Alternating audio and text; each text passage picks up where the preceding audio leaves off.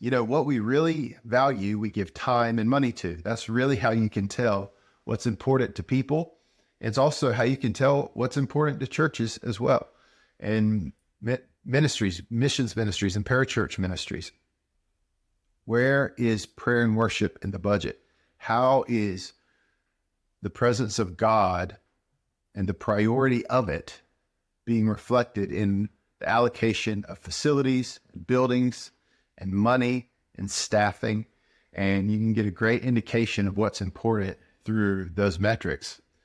David was a great example of allocating resources and wealth towards worship.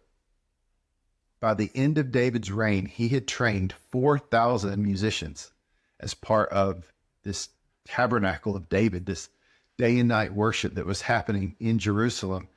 And then he collected a massive offering. He threw in a lot of his own wealth as the king.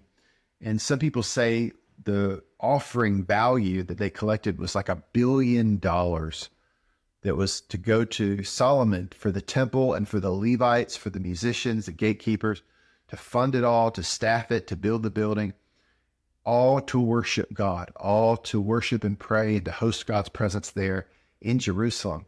That was an expression of what was important to David's heart. And so for us, we have to say, okay, if we have 3 rooms, what are those rooms going to be going towards? If we can have 4 staff members, what are they going to do?